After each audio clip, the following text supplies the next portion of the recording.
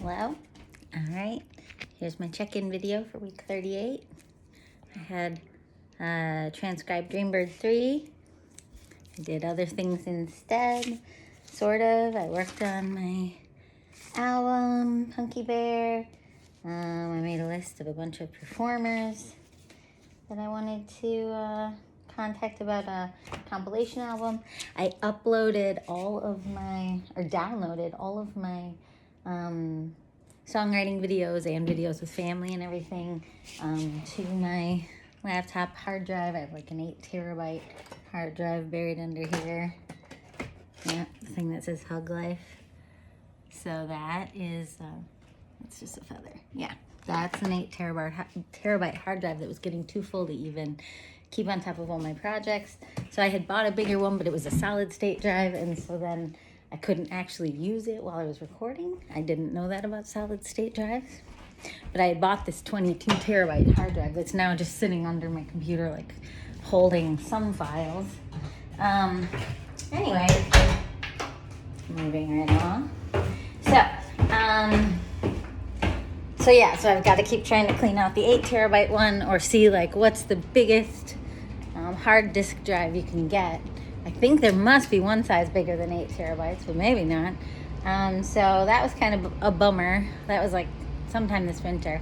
And so now I'm just trying to manage the 8 terabyte one to get it to work for my, this is an example of it. I mean, just like these are so many gigabytes, and I don't know if I have it on a weird setting like high res or something, and I could change that, but my vlogging life takes up a lot of space. And then I back everything up because I know what it feels like to lose data when I lost my score, as you've heard me ramble about, as you've heard me share about. I try not to say ramble. It has such a negative connotation, and when other people use it about me, then I feel bad. So I say it's the opposite of what some people say, like reclaim the word nerd, you know, if you were someone who was first chair flute and band your whole life. But it's like, no, I don't want to be a geek, a nerd, any of those things. Those words were invented to be unkind, so I don't want to reclaim them and pretend they're kind. Oh, sorry. Anyway, so this didn't end up being what I spent very much time on yet again, but it was taped next to my computer, so I did end up doing it last night. It was very simple. I kind of reassessed my Microsoft Word account, couldn't find the transcribe button that I had used that I was talking about last video from week 37. And so when I couldn't find that, I noticed I had never updated them. I was using an old version of Word. I'm paying $9.99 a month for this whole Microsoft suite. And then I had never downloaded the versions that had all the high quality stuff. So that was just like a weird waste of money and life. So I did that. I haven't really checked to see if those are working better yet. But in the meantime, I remembered that there's now a transcribe option on voice memos. So I'll just use that for Dreambird. So when you're writing, even if you're recording in the studio, you could have your phone next to you recording a voice memo, and then when you get done recording in the studio, or you could go back and record a voice memo of the original recording, and then your voice memo will do a really nice transcription for you. In fact, when I do the pacing and I say things in Dreambird like, and so she thought about it, and when she thought, she went. And it'll put a period actually between thought and she went. And that, you know, when you're using it as a script in the studio, then that actually is really helpful. These videos are so much different to make than other things because I'm talking about my projects, which makes me really feel like I have like special interests and stuff, which I do. But it's a pretty intense feeling, so hence my breathlessness. So this guy transcribed Dreambird. I mean, I transcribed all 3. I didn't go through and edit all 3, but it didn't say to do that, so I'm throwing this puppy away. I don't know if I need to like make a different Dreambird one or just let that happen naturally. I think I'm gonna let it happen naturally. I gotta start letting this challenge phase out. So it's week 38 now, and I'm gonna do a big dream again. I have a little bit of a busy week again with my husband's birthday, but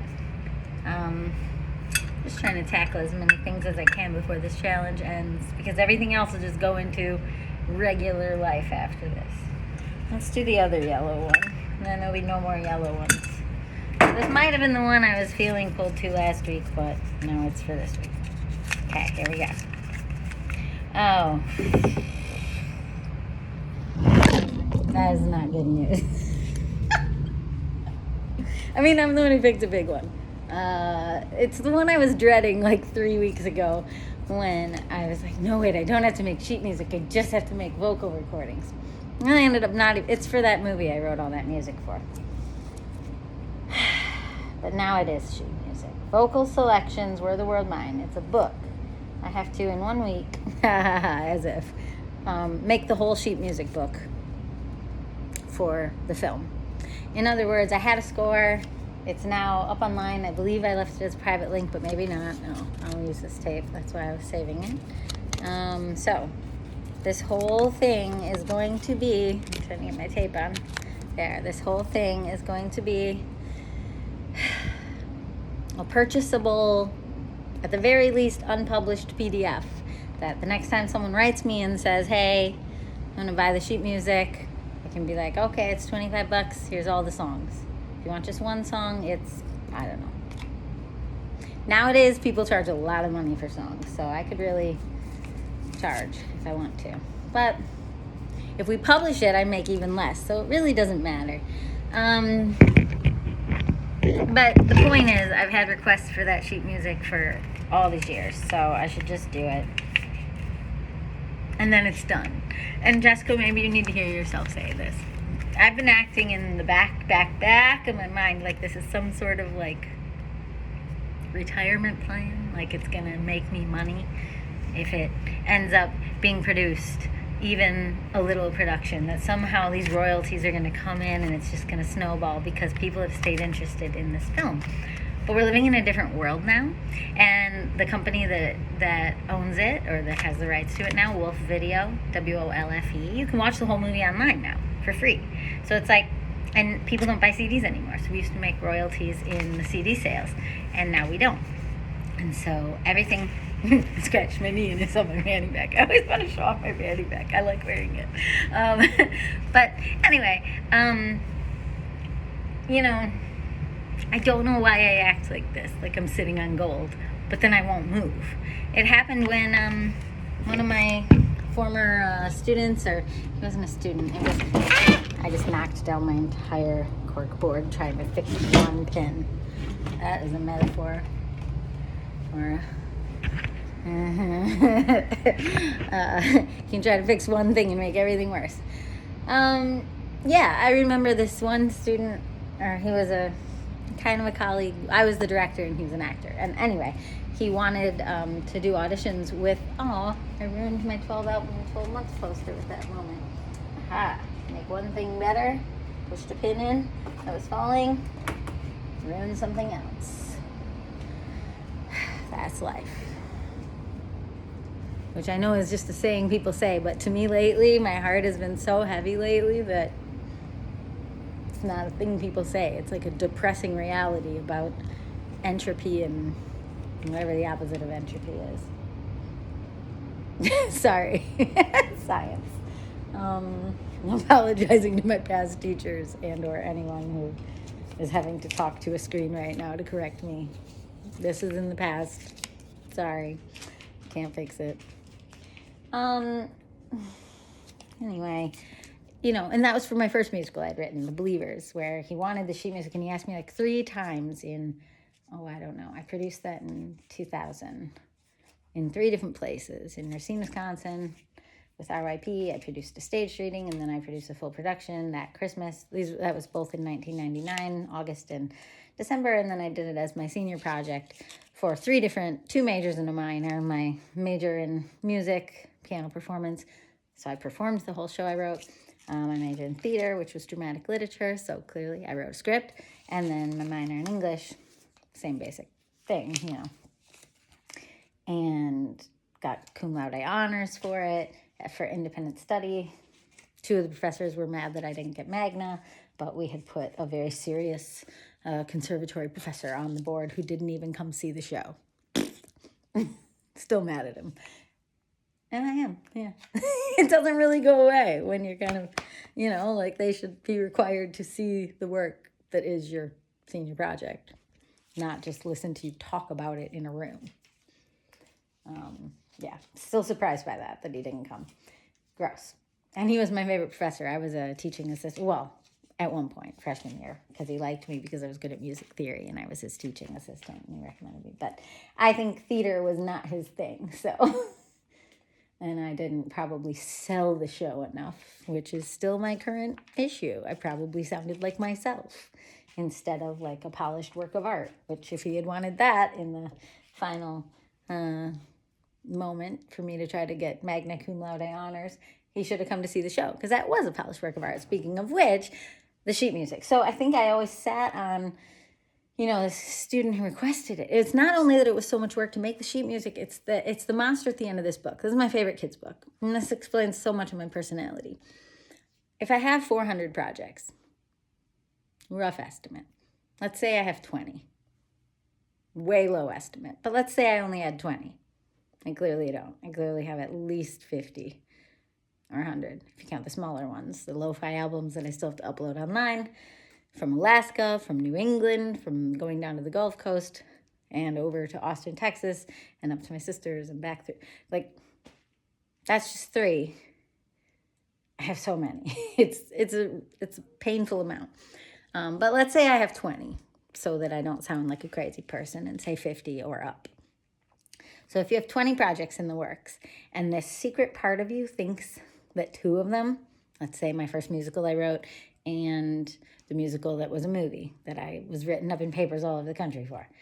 Let's say 2 of them you secretly think, because you don't say this stuff out loud because it sounds really arrogant, but if 2 of them you secretly think could be successful, like financially, a normal person might race to the finish line of that.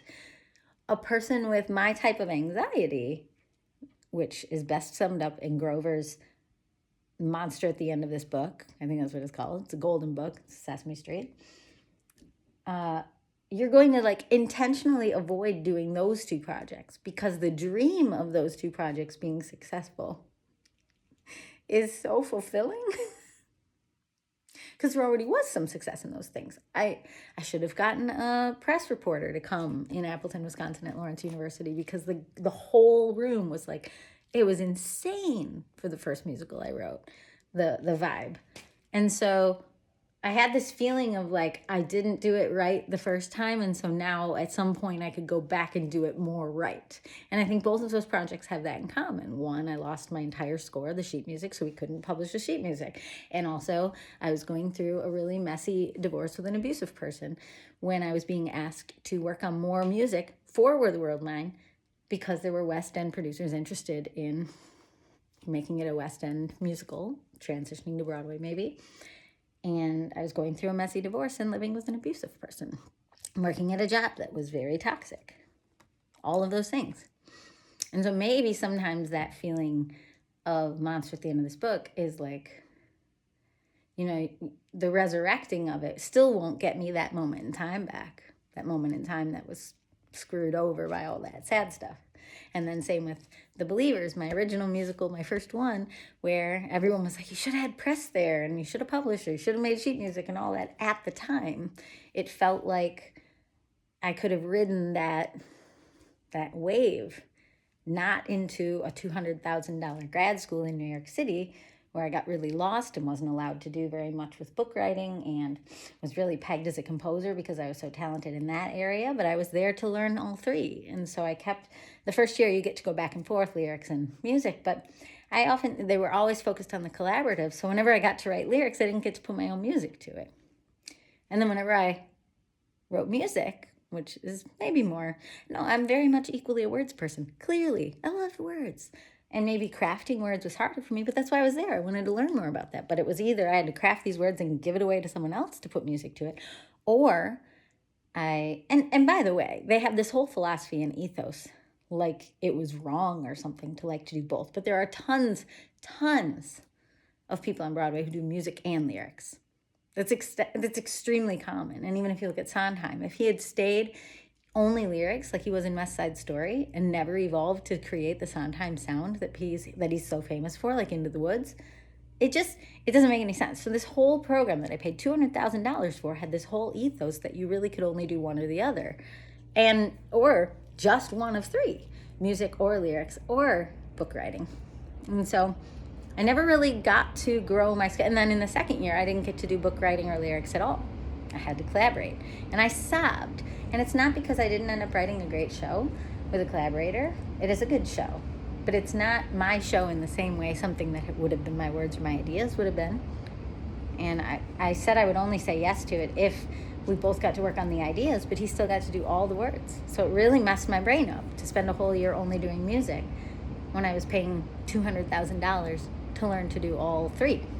And we still got classes in it, but I didn't get the same kind of experience I had hoped for. Anyway, that was what I was doing during the years that maybe somebody who had written a full musical and produced it and directed it themselves and had such wild success at their college, maybe it would have been good to have a year off between the two and like put that all into sheet music or do something with it. And so when that other student kept asking me for sheet music, it was just kind of like a wound. It was like salt in the wound. Like, yeah, I wish I hadn't abandoned that project, but I had to keep going forward with all these new things. I didn't have to, but I do think the year that college gets done is a really, really, really hard time in your life, that transition. And so instead of face that, I was considering either this grad program or playing piano on cruise ships or living at home with my parents where there were no real arts jobs like that. And so I didn't know what to do. And this is why I ended up in New York during 9/11. And maybe I would have quit the program because had I taken a year off between the two, then I would have been there for only a few weeks when that happened. And I probably would have just, I don't know, just come home. I don't know, right from wrong. I don't know how you make decisions, but I didn't even consider the take a year off decision. And so in both of these cases, someone with a different wiring than me would have grabbed their inner metal and said, I'm onto something. This is a big deal. And instead of doing what I did, which is like Grover at the end of this book, of trying to save it all the way till later in your life because it's gold to you, you know, don't rush to the ending because you don't want to be disappointed. Don't work super hard only to be disappointed and have it end. Like, I think both of them were disappointing that they didn't go somewhere bigger. And so then, yeah, you don't want to keep investing work in it. I don't know. I can't understand it. They're not that similar projects. The main similarity is that they both don't have sheet music. And yet they're projects I devoted my life to that were very successful. Maybe it was only my life for a year or a few years, but it was still a big chunk of my life. And so both of them hang over my head as like, man, you really should have both these projects in sheet music. And now I just drew one of them. So it is 9 songs that I barely know anymore, but I have a recording I can listen to. I don't know how I will get them back in my fingers. I don't know how I will even make one song because I don't play these songs anymore. I don't know how. Maybe I will contact my friend and see how much money it costs to have somebody transcribe it. I am a very slow transcriber, and that's when I know how to play songs. So I would first have to relearn how to play all 9 of these songs and then sit down with a finale transcribing program and go one hand at a time and sit and analyze all my rests and rhythms. And there's no part of me that wants to do this. And that sucks. And I have to remind myself that Irving Berlin didn't even know how to read sheet music. And he's Irving Berlin. Famous, famous dude. And it's not about being famous, it's about getting to have work in the world. I would like to have more work in the world that is relevant to other people. I wanted it as a singer-songwriter, like a Joanna Newsom. That hasn't been working out. I wanted it even as a Daniel Johnston. That hasn't quite been working out. I'm not being asked to play shows. I don't have a manager. I don't have a booking agent. I don't have a label. I don't have popularity online and followers, really. I have my friends and family. I don't even have that, because I post a lot. And, so... But to feel relevant in the world with your creativity, and even if the world is small, like it's a real thing. And if you use your creative life to move through trauma and experiences and excavate and finish things the way I do, you might confuse, you don't have a brand, you don't have an audience. In this day and age, it's very confusing to be this way in the world. And so while I will recommend this in the book that I have to finish writing, Creativity as Therapy, I don't recommend it for linear success. I don't recommend it for traditional success. I recommend it for a feeling of using your life to live your life and not be the monster at the end of this book and be afraid your whole life long and then you die. I'm not afraid of this. I just don't want to do it. I thought I was afraid of it. I want it to be done, but I don't want to do it. I don't want to devote even a week of my life to slamming my head against a wall, trying to get myself to learn how to play these again and then use sheet music scoring programs. I don't enjoy them. I don't like them. Maybe I just need to, I don't know. I don't make enough money to hire somebody either. So then that leaves the third option, which is what I've been doing, which is leaving them sitting in a jar in my mind, not dealing with it, wishing I had sheet music because I think it's going to lead to money. How do you pay somebody to make something just because you think it's going to lead to money later on? Like, just don't pay them, just don't do it, just leave it unfinished your whole life and then die. But I've stopped liking that approach to life. So now I'm trying to finish things, and often for no reason, because the more I finish things, the more new ideas keep coming, and then that just means you have to keep doing things your whole life long that may continue to have no resonance with people. Like, I was like, oh, I left this kids album thing, kids video thing that I did unfinished. Or, oh, I've left these music videos that I did with people unfinished. Some people in my case, having not finished them for years, and all the kids grew up and now they're adults. You know, I started it when they were like 19. Now they're in their mid-20s, I think. And it's just, they're just sitting on my hard drive, and it's like, and I didn't finish it. Some people would just say, oh, well, that's because it wasn't a great idea. It was too epic, and you don't know how to make a music video. But me, I store it in the back of my mind, like, oh, but that could still be really good. I don't think those will be financially successful. I just want to finish them because I started them. I want to finish them because they meant a lot to me at one point in time. And the frustration stopped me, and the having 50 projects stopped me. It didn't stop me. It just, they went in the bucket in my brain. This is my brain. These little dreams and big dreams are not something I had to sit down and think up. They were all already in my brain. I just put my brain on paper, and I'm drawing something out of my brain every week, thinking it'll make the madness less maddening, and it hasn't. It makes it just more visible. So I'm doing that because, okay, and now back to you. I think that this is how a lot of creative people feel. I think a lot of creative people have all these ideas in their brain and all these dreams in their heart and things that got them through hard times. Dreaming of being a famous singer-songwriter got me through 2004 horror show life, in relationships, in abuse, in being disowned, for saying the wrong things while in some really shitty parts of therapy. Horrible fucking life on so many topics. And I do not feel bad saying that, even though I have a lot of lovely people in my life. I have had a horrible fucking life on so many topics, from abuse to rape to being disowned to complicated relationships to losing friends. And it's really fucking traumatic to be alive for a lot of us. And if you're unique and weird and maybe just an undiagnosed autistic or ADHD or OCD or something, you know, moving through the world not understanding that other people don't understand you, and it's all really painful, and you're clinging to things you shouldn't cling to, and then those are even more pain, then this might be what happens in your brain. You might end up just making a whole world. Dream worlds, Dreambird, in the rainbow, snails, walking on paths, and then when I moved here, suddenly I was putting wings on all the snails because I couldn't stand it anymore. I can't. The pain is so intense on a daily basis. The pain of being alive is so intense. And I'm unmedicated on purpose because during the 2 years I was medicated, I made a bunch of choices that then when I was unmedicated again, almost none of the choices made sense to me.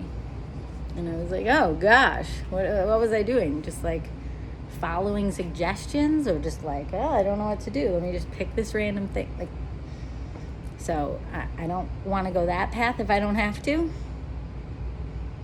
But being alive, watching people go through severe traumas, watching people go through pain and heartache, not know what to do with their lives, it is all very painful to be alive.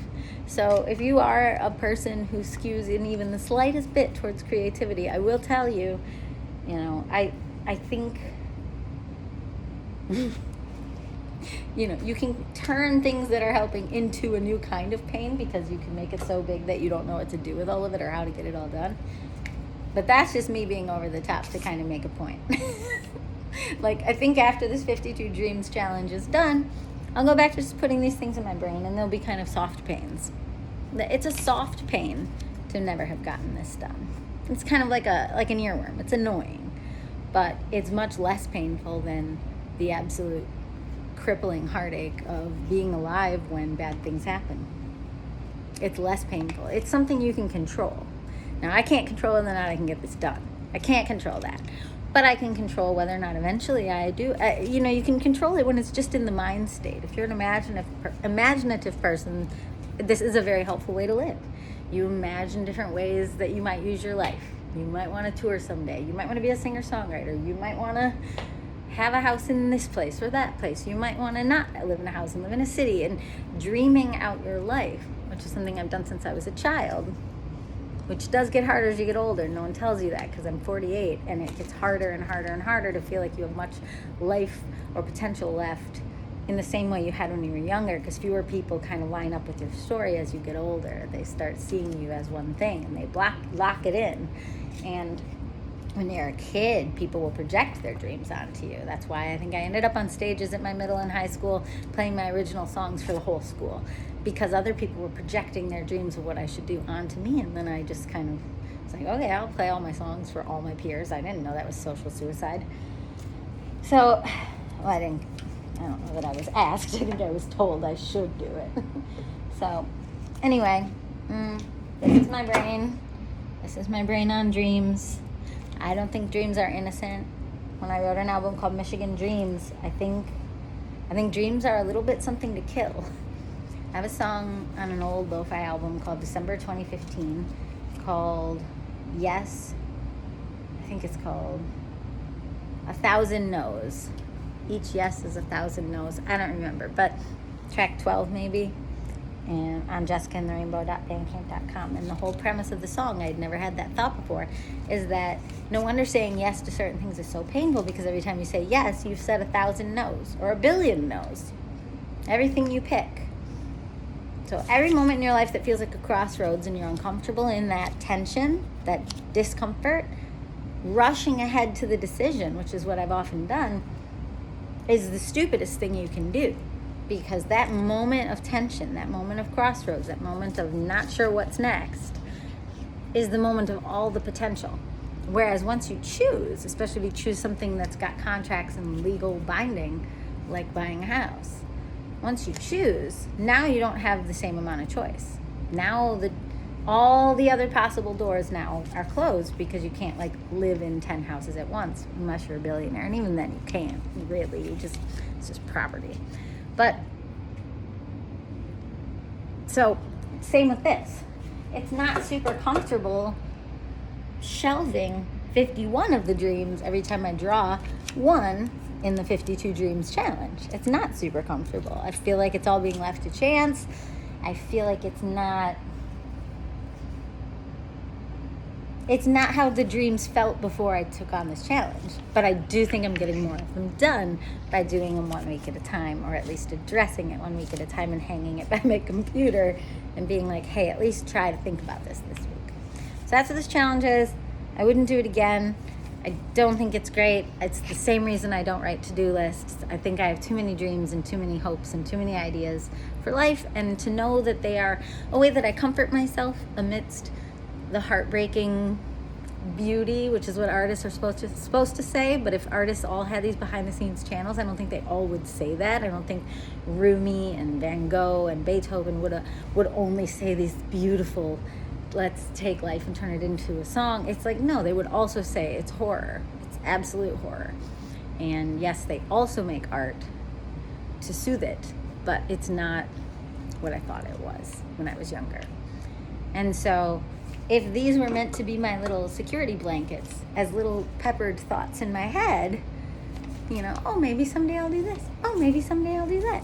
Oh, maybe someday I'll enjoy going in my basement and going through all my files. Not put a list in here that says do it and then do it in 1 week, or at least report your progress. It's like, it's like, no, these were meant to be gentler things in a brain that needs little anchors of, you know, I don't really have 52 of them, but let's pretend I have exactly 52 dreams in life. But, you know, 52 little anchors in a brain to keep me tethered to the world when I'd actually like to just float away. And if you listen to my Jessica Wolfberg album, which is actually a really old song, it's like 10 years ago, even though it just came out, there's a song in there called Flying/Falling. And that's all about that idea of like, I fell in love.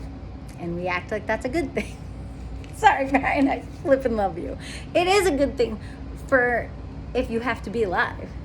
But at that time, my life had taken such a dark turn with a divorce from an abusive person and being at a toxic job and not knowing how to get out of it, and then meeting him out of the blue and falling in love with him. The song is about, I'm not sure I want to fall. I'd rather fly, as in back up to the clouds. And, you know, I think it's hard for some people to realize that someone as smiley and as friendly and as warm as I can be while wearing rainbow earrings made by my niece and having my house surrounded by cute things, that someone like that could think so much and so often about just wanting to be done. And the thing is, I think we don't talk about that enough in our culture. I'm not saying I want to be done at all times, but did I feel that way at that point in my life? Yes. Even while falling in love with this man who I now still love deeply and madly. And I think, and I'm smiling as I say it, because our culture is just not talking about the truth, and that's why people feel alone in it. I feel alone in it.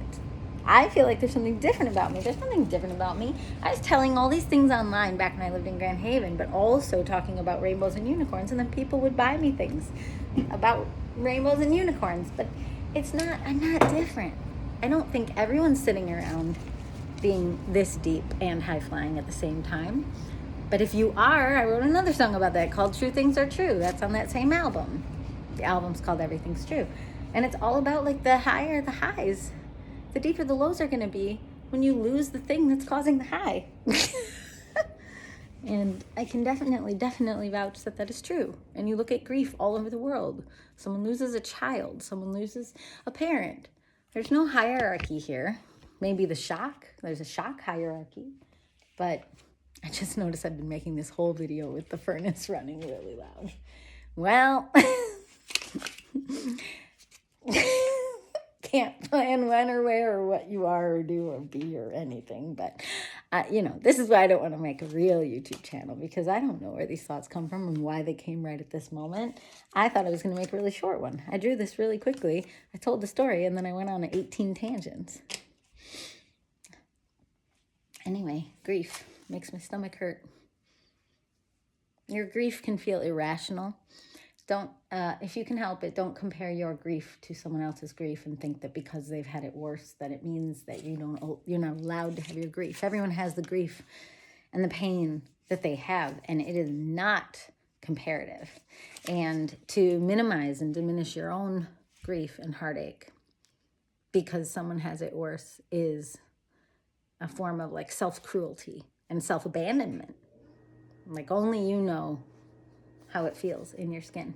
Nobody else knows that. And I think I talked about that last week and the week before. So if you like these kind of thoughts, I'm pretty sure this is the kind of crap that comes up because of me sharing these very practical things I wanted to get done, but for some reason I'm not getting done. Well, for some reason is actually all these really deep and sad and also high-flying, floaty, intellectual kinds of thoughts. And so, I don't know. I hope this is helpful to someone other than me.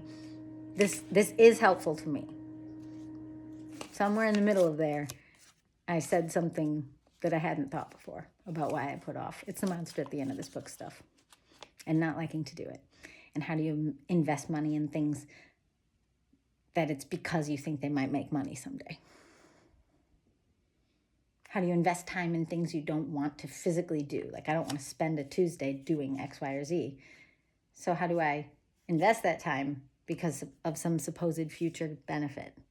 And this is what school is, and this is what, how do you go to med school so you can be a doctor? It's not that different than most things, but I think when you start having to decide whether or not you want to do that willingly in your life, not because the school is forcing you to, not because of the grades and the respect and keeping something going, but just on any random thing, and no contract, no payment, no nothing, nobody's forcing you to do it, that's when it starts to become very evident how unkind this approach to life is to ourselves.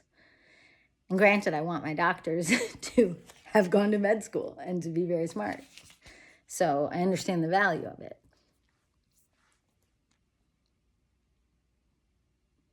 I think it maybe is just possible to hit our limits or to wonder if there is another way, which there is another way. It's called paying people to transcribe your recordings. I just got to think it through. So that's what I will do this week. Goodbye.